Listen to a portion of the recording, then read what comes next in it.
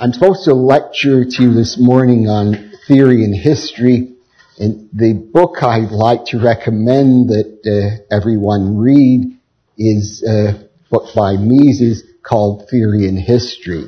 That's great. This came out in 1957. This is the fourth of Mises' four major books. You know, we have Theory of Money and Credit, which originally came out in German in 1912. Then Socialism, which came out in 1922. Human Action, 1949. And Theory and History, 1957. This is probably the least read of Mises' four most important books, but it's also the easiest to read. It's a very important book. Friedrich Hayek thought very highly of this book. I know that because he told me that himself. The reason I mention this is not only to tell you that Hayek thought it was a good book, but so I can so I can point out that I knew Hayek. He was my teacher. Never hurts to put that in.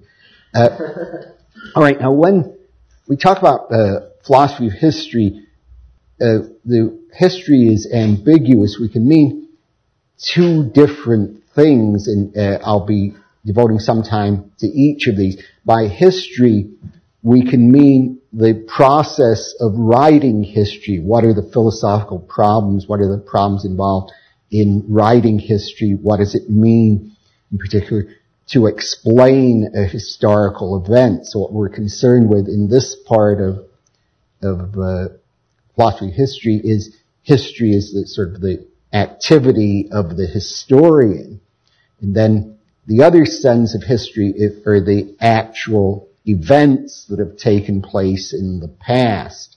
Here, the questions on philosophy of history would be questions such as, is there some kind of universal story or pattern that we can find in history other than the histories of particular countries or people or civilization?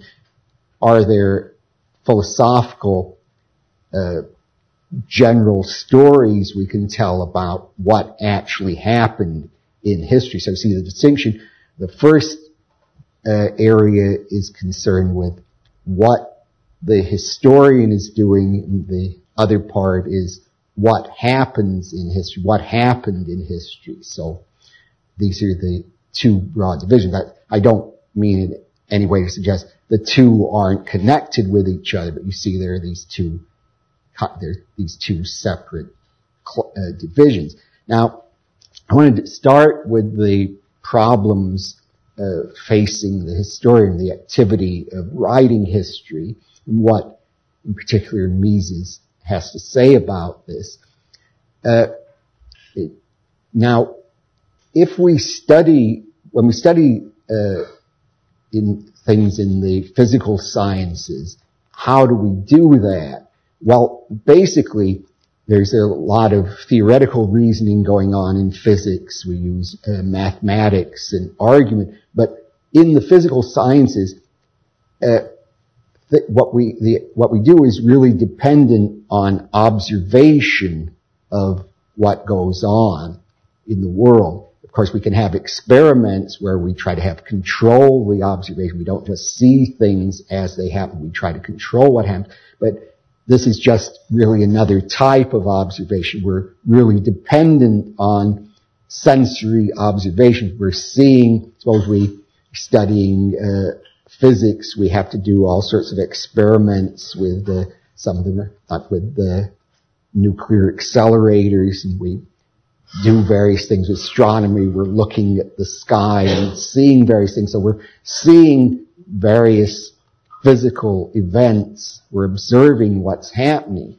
Now, in history, we have another way of studying things. We're not just dependent on observation of what goes on in the senses. Of course, in history, we can't see what happened in the past events. It isn't strictly correct to say, incidentally, we can't see into the past because, at least according to some theories of perception, we're always seeing the past. We never see the present since it takes light waves at least some time to reach us. So we're never actually, at least if you accept this view, we're never actually seeing the immediate present. We're always seeing the past, but certainly we can't directly observe, say, Caesar's crossing the Rubicon in 55 BC.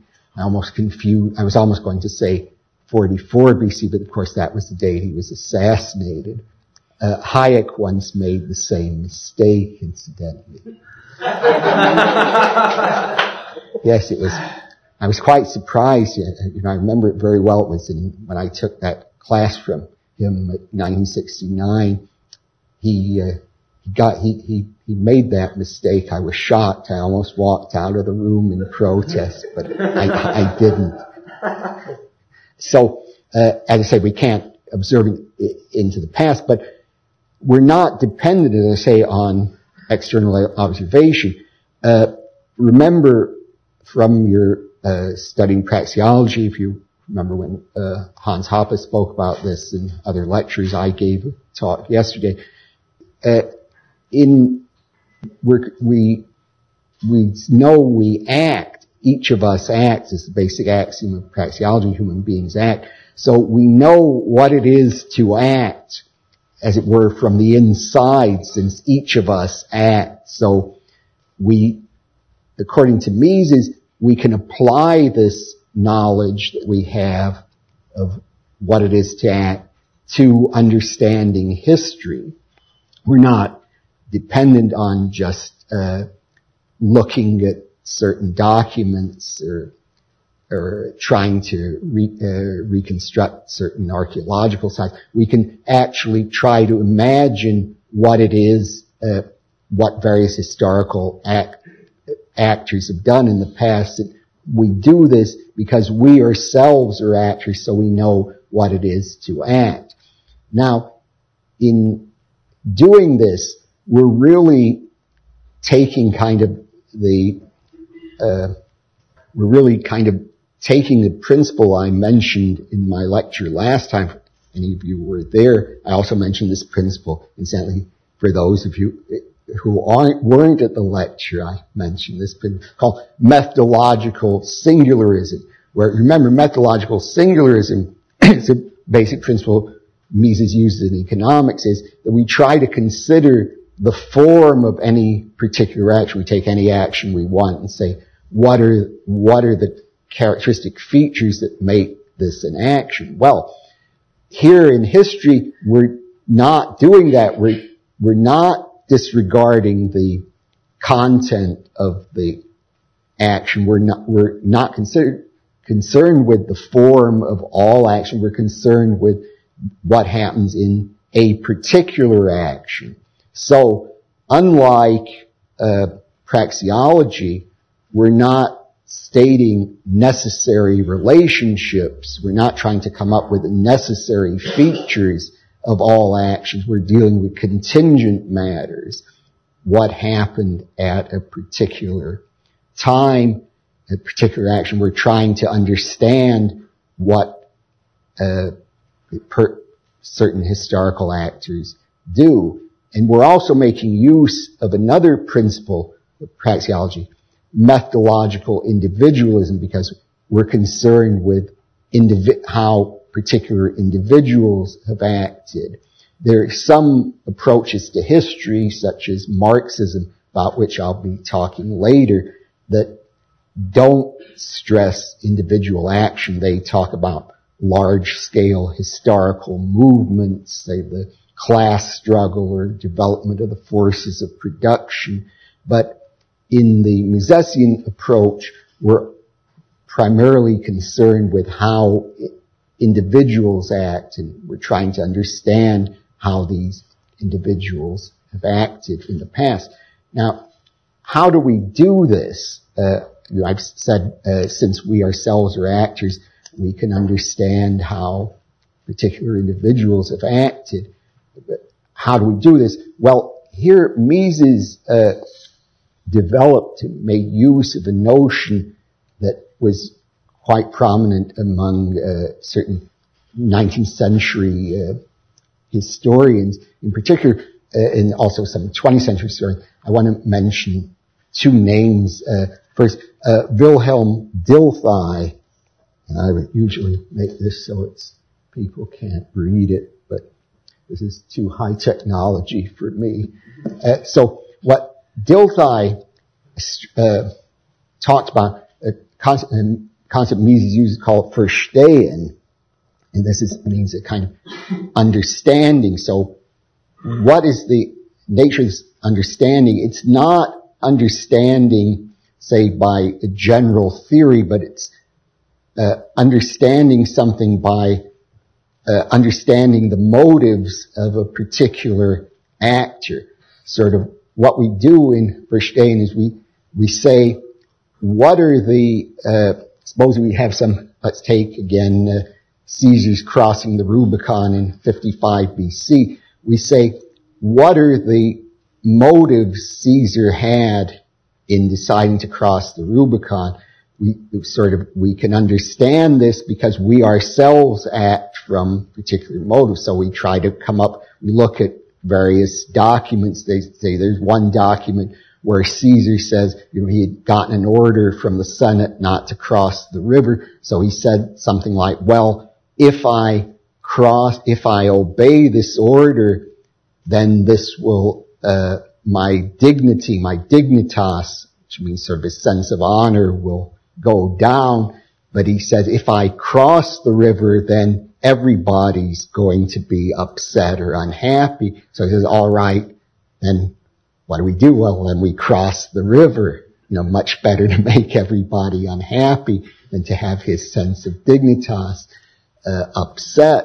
So here, if we want to understand what Caesar did, we say, well, we try to imagine ourselves, we say, if I had the motives that Caesar did, what would I have done in this particular situation? And this is how we understand what would happen. Or again, let's take another case. There are all sorts of examples one could give.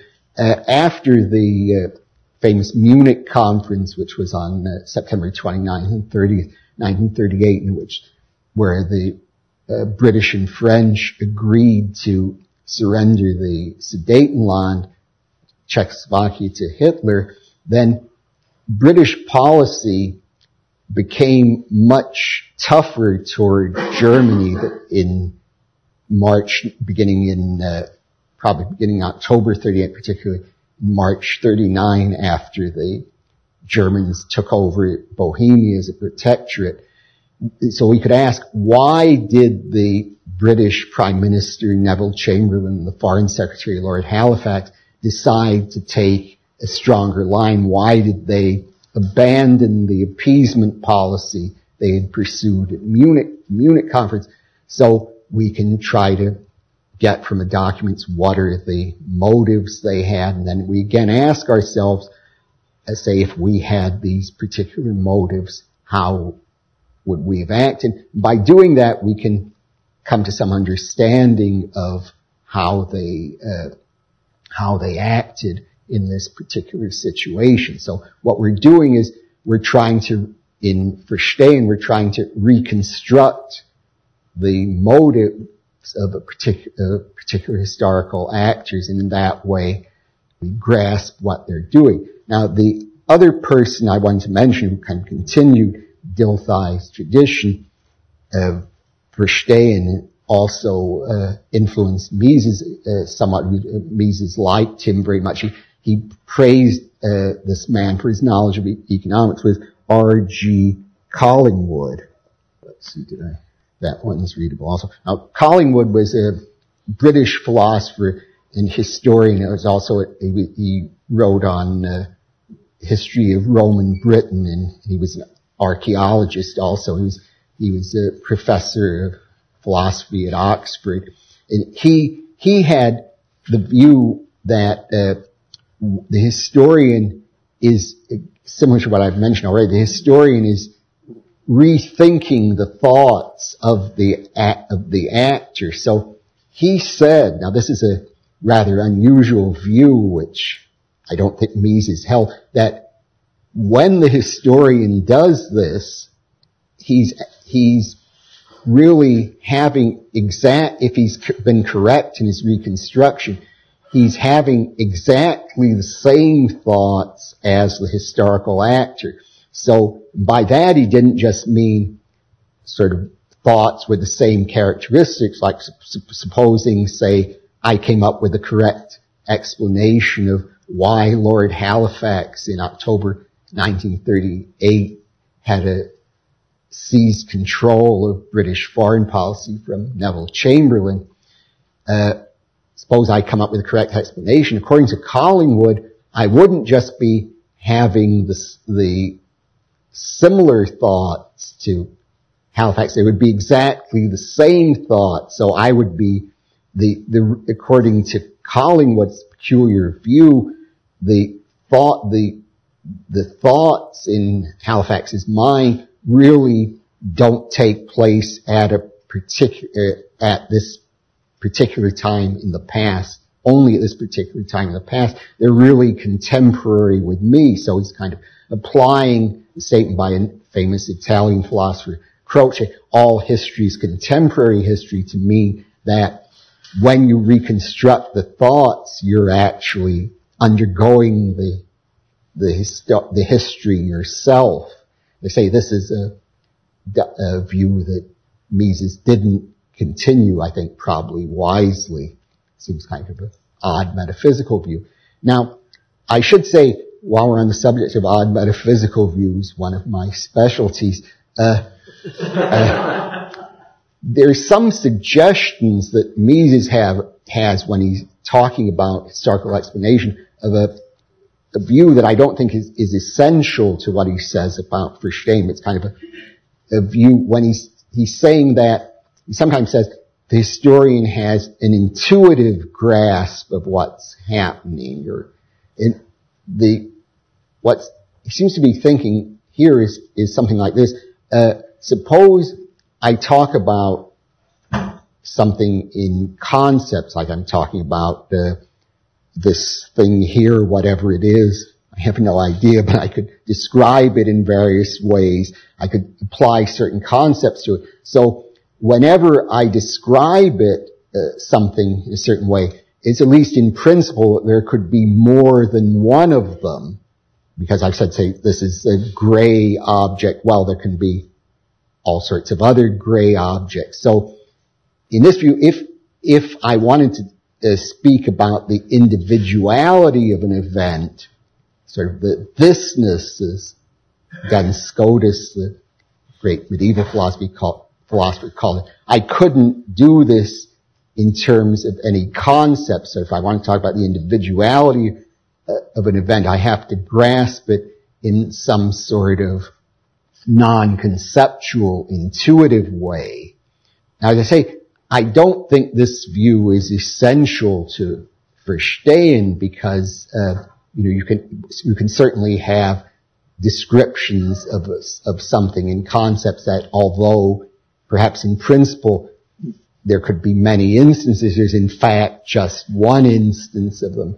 So I don't really think this notion of an intuitive grasp of something without concepts is really going to get you very far. But Mises sometimes uses it, and he was influenced to some extent by the French philosopher Henri Bergson, who was a very big name in philosophy around in the early 20th century. He isn't studied too much now. Some of the continental philosophers still studying, but he was, as I say, he was a very big name. And Mises, he emphasizes non-conceptual, intuitive grasp of things, although not especially applied to history. So I think Mises was to some extent influenced by him. But it's not essential to the notion of Verstehen as Mises practices. All that we have to really grasp is that it's a notion, not intuitive, non-conceptual knowledge, but knowledge of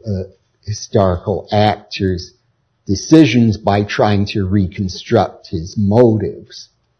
Now, in doing this reconstruction, Mises emphasizes ideal types, which is was made famous by the great sociologist and was also a friend of Mises, Max Weber. An ideal type, as Mises describes it, is something like this. We take a particular concept such as an entrepreneur, and we impute to an entrepreneur particular motives. Say we say an entrepreneur is alert to profit opportunities. So we have various ideal types where we've attributed motives to various reconstructed historical act types, such as entrepreneur or capitalist. We say, well, what motives? We just emphasize a particular motive. Then we try to see, do these ideal types apply to particular actors in history? So this can very often be of use to us, this method of ideal types.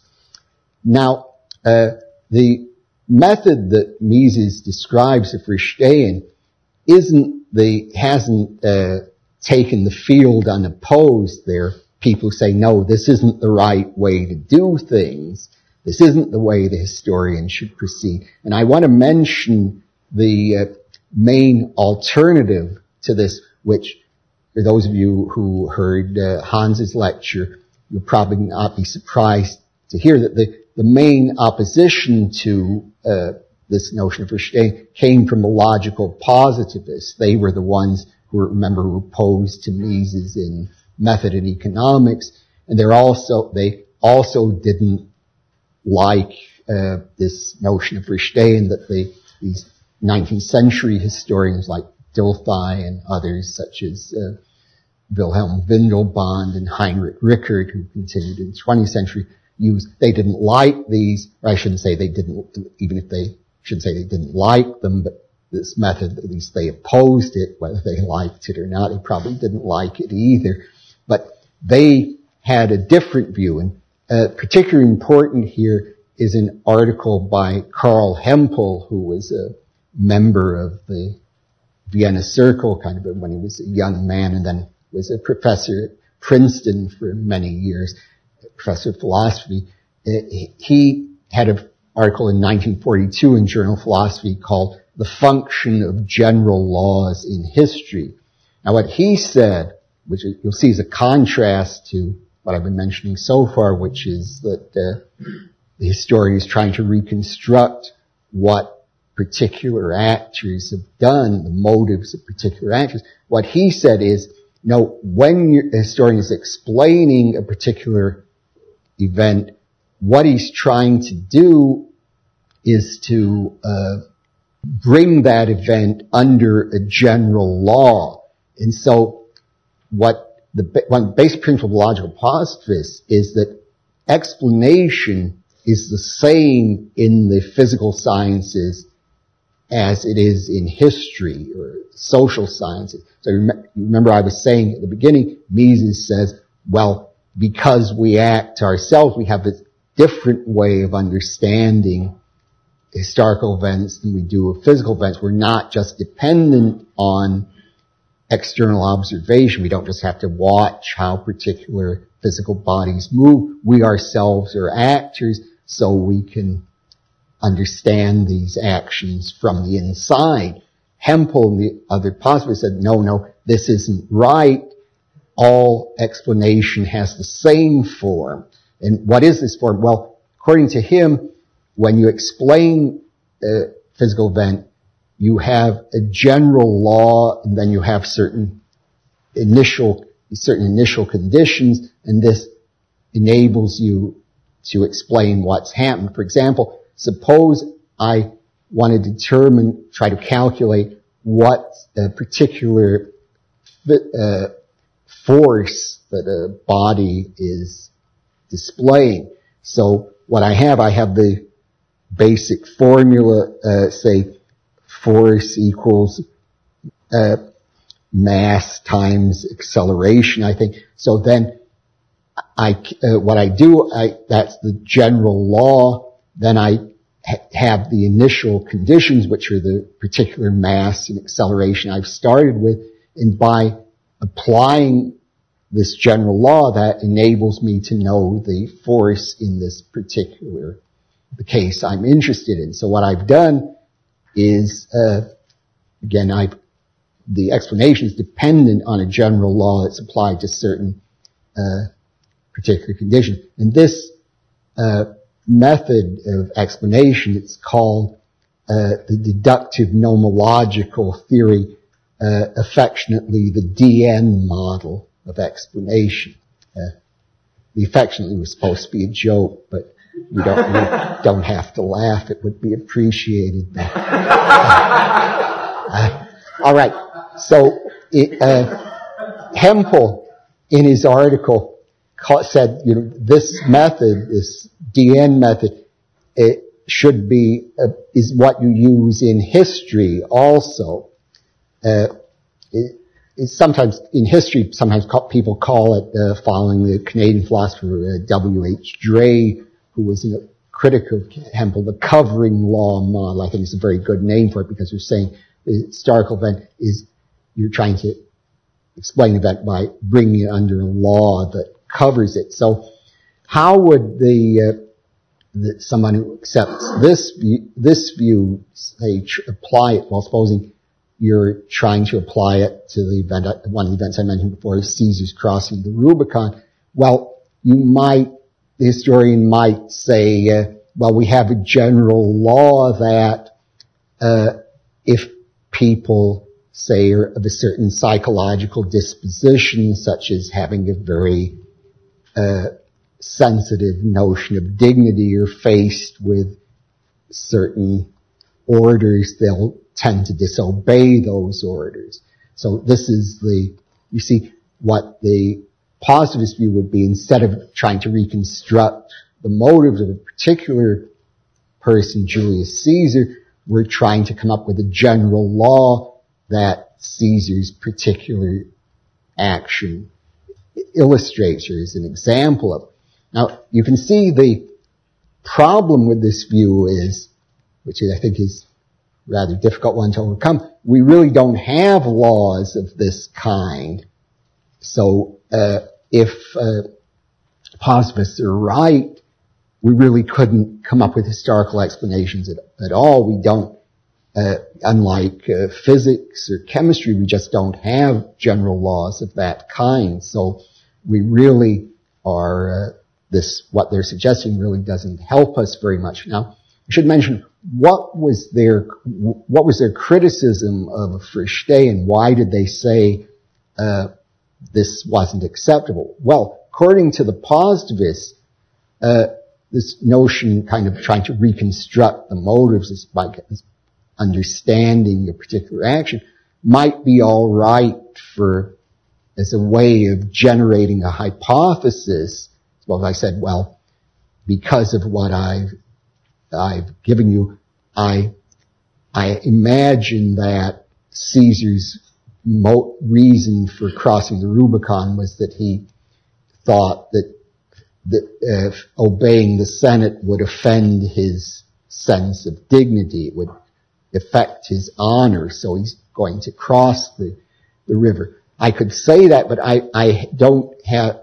The question would then be, what is the evidence for this? And they say, well, it's not enough just to come up with some kind of imaginative reconstruction of somebody's motives. You have to have evidence for this. But I think just what the proponents of the other view, what Mises would say, is this is all there is. There is no further process of testing the hypothesis by experimental or observational evidence. This is, if we're not satisfied with this, then we don't have anything.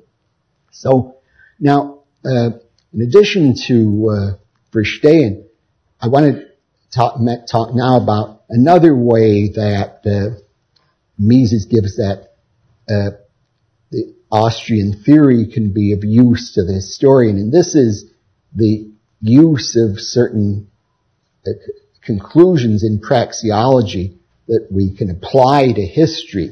And by knowing economic theory, this will enable us, in some cases, to understand historical events in a different way, and I think a better way, from historians who don't know the praxeological theory.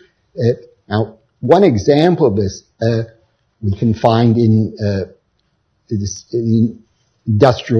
understanding the Industrial Revolution. You can find in Human Action. Mises has a few pages on Industrial Revolution in the Scholars Edition. I think it's around page 613 to 619. Everybody should read this.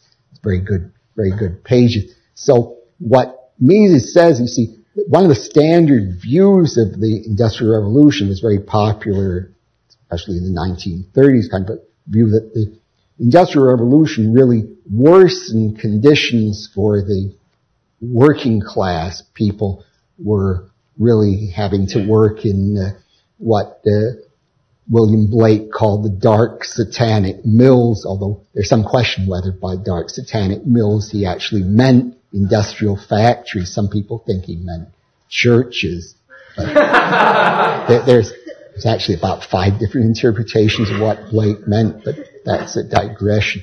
But anyway, so people have this view that the factory workers were really in very bad conditions, and some of the descriptions of the conditions they worked in do sound very bad. But we know from economic theory that capitalism is the most productive economic system. Really, interventions in the market always fail to achieve their purpose. So we would suspect from economic theory that this can't be the real story. And in fact, if we know this, we'll tend to look at the evidence, the historical evidence, in a different way. We'll be concerned, especially with such facts as the population in England was rising at the time.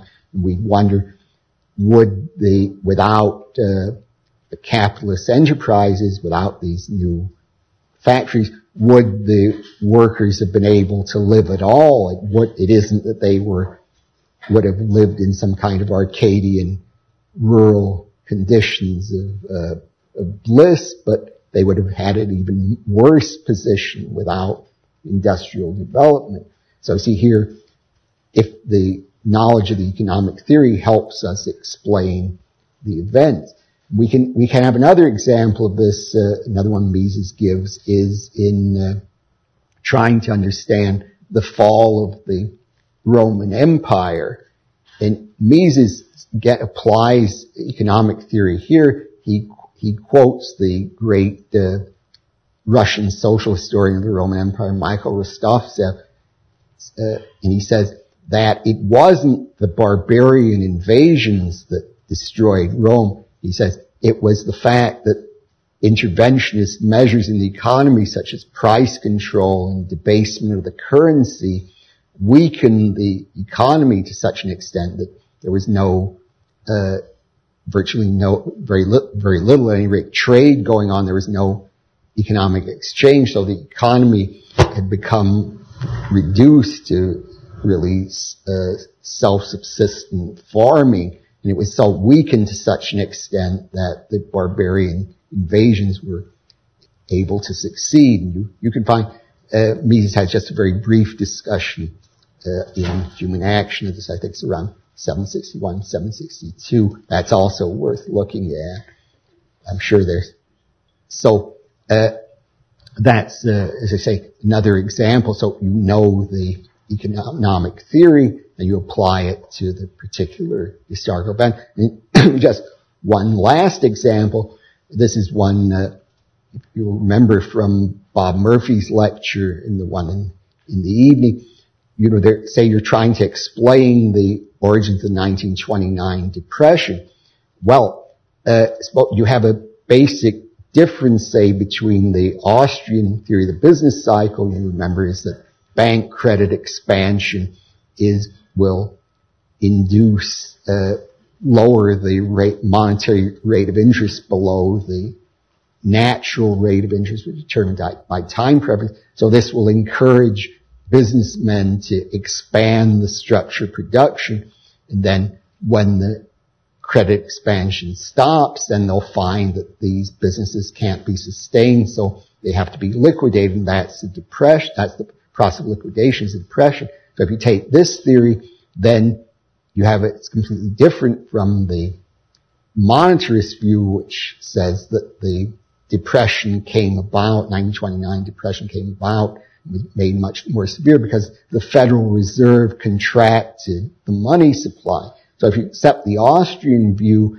then you'll be looking at the data in a different way. You'll be stressing, say, the expansion of credit by the Federal Reserve in 1926 rather than the credit contraction, where the credit contraction will be viewed as much more a secondary phenomenon. So you see here how knowledge of praxeology will affect how the historian is going to investigate particular historical events.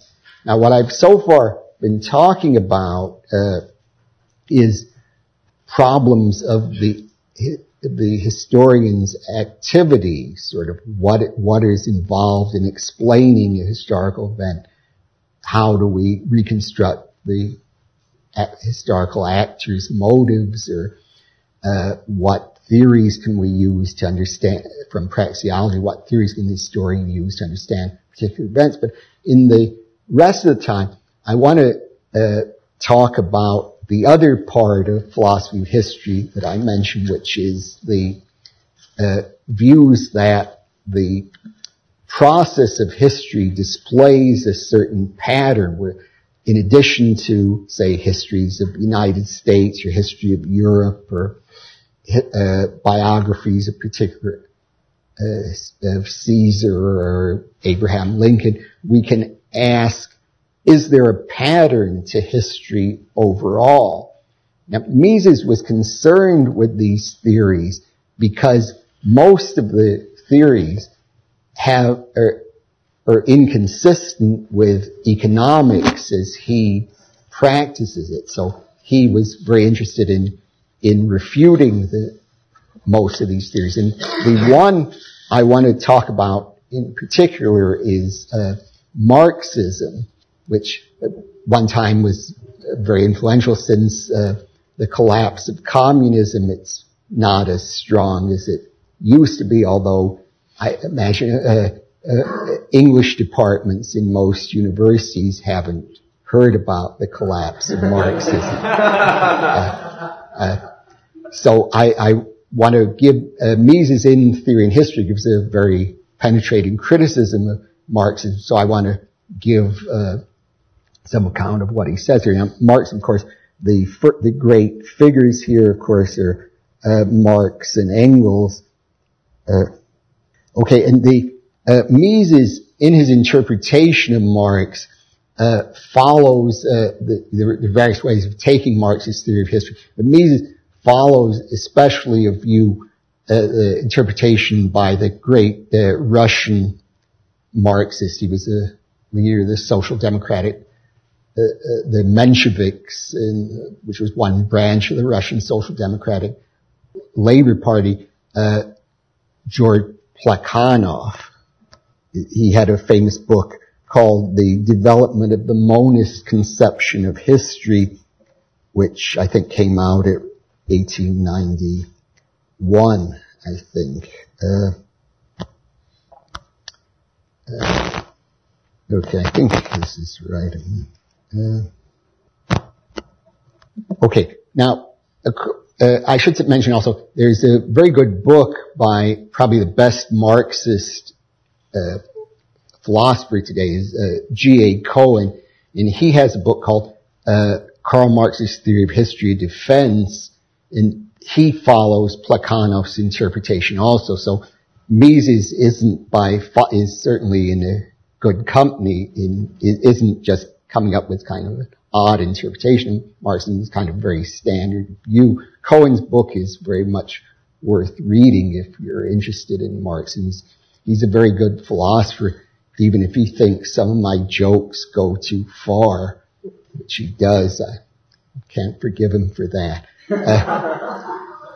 All right, so according to Marx, the key fact in all of world history is that the forces of production have a constant tendency to develop. By forces of production, he meant roughly the technology available to a particular society. So there's a constant tendency in history for technology to grow, say from the Stone Age, or we progressed and we have hand tools, and then we have various steam engines. We have all sorts of much more advanced technology now. So we see throughout history there's a linear trend. Technology is developing. Now, at each stage in the development of the forces of production, there's a particular economic system that's best suited to develop these forces of production. So I'll put this down, forces. The economic and social system is called the relations of production. So according to Marx, we have each particular historical period, there's a certain type of relations of production that will best develop force of production. Say in the ancient world, slavery was the system that best developed the force of production. In the Middle Ages, it was feudalism. In the world time at which he wrote, in the 19th century, it was capitalism. He thought in future it would be socialism would be the best way to develop the force of production. That would be the final system, at least. There would be stages of socialism. Once you got to socialism, that's it. That's the final stage. So the basic idea is you explain what the social and economic system is, the relation of production, by saying what would best at the time develop the forces of production, the technology. Now, supposing a particular economic system best develops the forces of production at a given time, then as the forces continue to grow, it won't be the case anymore that that social system is going to develop the force of production the best. As Marx says, when you talk about capitalism, the old form become a fetter, a chain on the development of force of production. So what will happen then, it'll be overthrown, because in each type of relations of production, before you get to socialism, you have conflicting classes. So the classes the class that was oppressed by the previous social system will overthrow it when at that point at which what used to be the system that was best suited to develop a force of production ceases to be that and becomes a drag on the force of production, and then will be replaced by a new system. So this is, I'm very oversimplifying, the basic thrust of Marxism. Now, Mises was concerned with this, because if this is right, remember he thinks that certain laws of economics apply universally, with conclusions of praxeology don't vary according to particular historical periods. It isn't that there's one set of laws that apply during the Middle Ages, there's another set of law applies in the 19th century, another set of laws for the ancient world. The laws of praxeology, theorems of praxeology, hold universally. So he needs to respond to this system because it's a challenge to praxeology. Now, he gives some, I think, very fundamental criticisms of Marxism. One is, what is involved when we say that the forces of production have a constant tendency to develop? Marx seems to be taking forces of production as if it's some kind of independent entity, some kind of force, something completely apart from individuals that just has a constant tendency to grow. But Mises points out, and here he's making use, remember, of the fundamental principle of praxeology, methodological individualism, only individuals act. He said, well, if technology develops, comes about because particular people have come up with new ideas. It isn't that there's some sort of independent force called technology or forces of production that's developing by itself, whether people want it to or not. It's particular people have come up with these new innovations. And if they don't come up with them, then technology isn't going to develop. Now we can have another criticism is, why is it the case, as Marx thinks, that, say, in the ancient world, slavery is the best system to develop the force of production in the Middle Ages. Feudalism with serfdom is the best system. We know from praxeology that free enterprise is always the most efficient system. We know this because we can see how particular interventions in the free market will fail to achieve the purpose of the ones who try to institute them. So the free enterprise is always the most productive system. So Marx's assumption that it's only in the 19th century that capitalism becomes the most productive system is not correct. He doesn't give any reason to think that in previous periods these particular systems would best develop the force of production. Now, there's an interesting way we could actually develop, if you accepted the Marxist view, you could kind of develop a Marxist argument for capitalism, which would go somewhat like this. Marx, remember, thought that capitalism would be replaced by socialism because he said that capitalism would no longer develop the force of production in the best possible way. It would become a drag on the force of production. Then we would need to replace it by socialism. But supposing one accepts, certainly one should, Mises' economic calculation argument that shows that socialism, far from being the most productive system, couldn't work at all.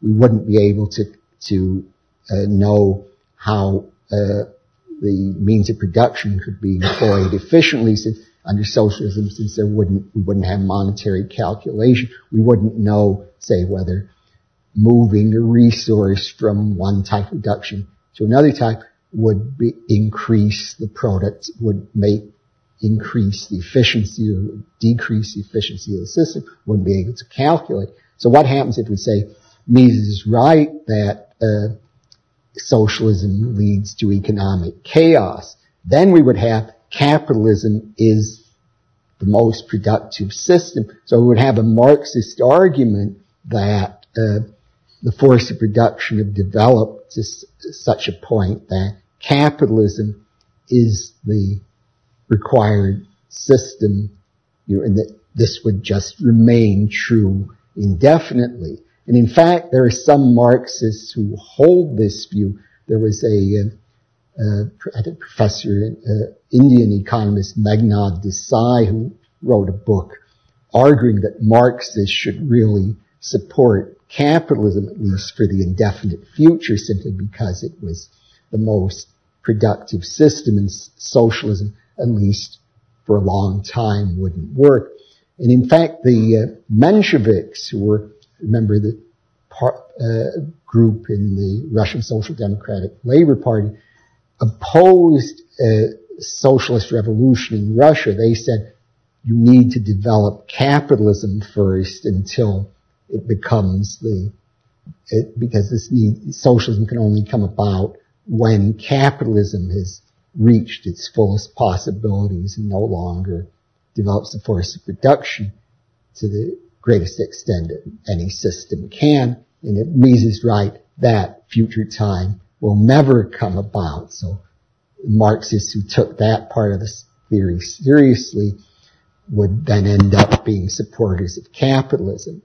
Now, the last criticism that that Mises makes of Marxism that I want to mention is, remember in Human Action, I don't know, probably because I've been skipping most of the lectures, whether people have discussed Mises' criticism, what he calls polylogism. Has that come up in your lectures?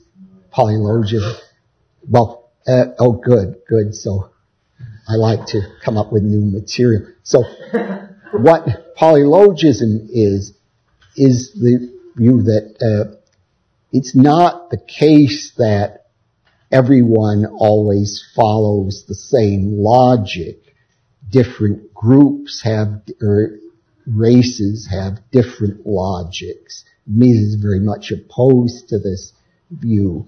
And at least some varieties of Marxism accept this. They say that, capitalists, the bourgeoisie, think in a different way from the proletariat. So there's kind of a proletarian logic that's opposed to the capitalist logic. And to Mises, this view doesn't really make any sense. He said, well, if it's claimed that different groups use different logic, for one thing, he'd like to see what these logics are. What are the different rules that are alleged that the proletariat and the bourgeoisie are following? They're never specified. It's just usually people who say that are just giving this as a reason that they say they don't have to refute the criticisms that the economists have made of Marxism, because they say, well, these economists are just members of the bourgeoisie. They're trying to advance